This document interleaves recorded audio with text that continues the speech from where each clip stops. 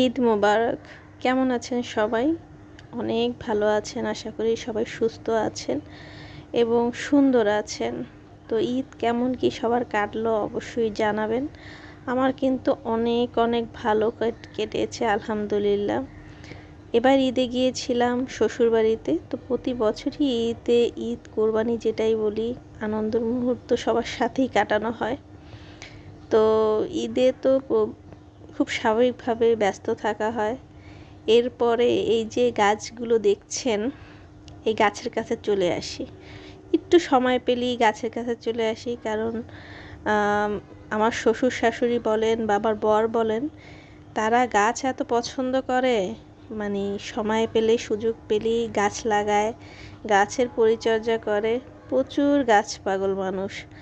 আর আমার মনে হয় তাদের হাতে অনেক ভালো ফল হয়, কারণ এত গাছ লাগিয়েছে, সবগুলোই মাশাআল্লাহ খুব সুন্দরভাবে বেড়ে উঠেছে এবং ফল হয়েছে।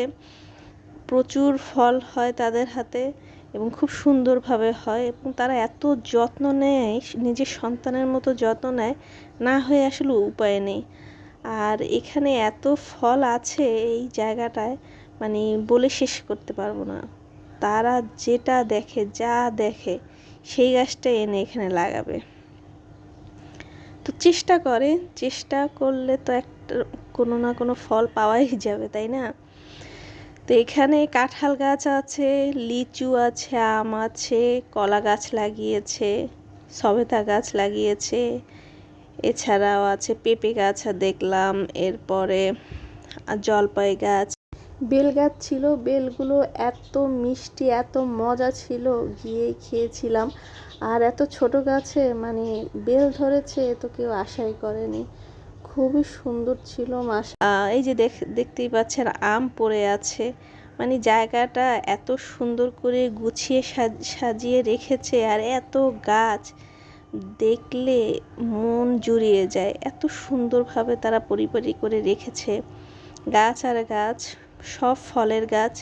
এই যে কলম করে রেখেছে এই গাছে, তাদের কোন জাতের আম পছন্দ হয়েছে, তাই সেই জাতের আমের কলম করে রেখেছে।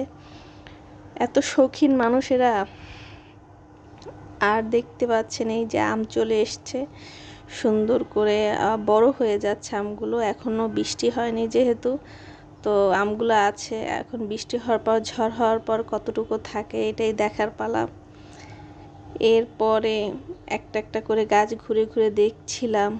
গাছে সবেদা হয়েছে, সেগুলো দেখছিলাম। এরপরে লিচু চলে এসছে, লিচুর মুকুলগুলো দেখছিলাম। তারপরে এই আমগুলো পড়া দেখে ছোটোবেলার কথা মনে পড়ে গিয়েছে। আগে ছোট ছোট আম দিয়ে আমরা ছোটোবেলায় সবাই খেলতাম। এরপরে বাসার বাইরে দেখলাম এত রোদের ভিতরে বাচ্চা কাচ্চা খেলছে, ক্রিকেট খেলছে। আসলে ছোটোবেলাটা এরকমই মানুষের, তাই না বলুন? মানে এই যে এত রোদ, তাদের গায়ে লাগছে না, তারা কিন্তু খেলেই যাচ্ছে। আর একটা জিনিস আমি বুঝতে পারলাম না, দুজন পাশাপাশি ব্যাট করছে, একজনের পিছনে আরেকজন। এভাবেই দেখতে দেখতে আমাদের ঈদটা শেষ হলো। আলহামদুলিল্লাহ আলহামদুলিল্লাহ, অনেক ভালো করে ঈদটা শেষ করেছি। সবাই আমাদের জন্য, আমার পরিবারের জন্য দোয়া করবেন। আল্লাহ হাফেজ।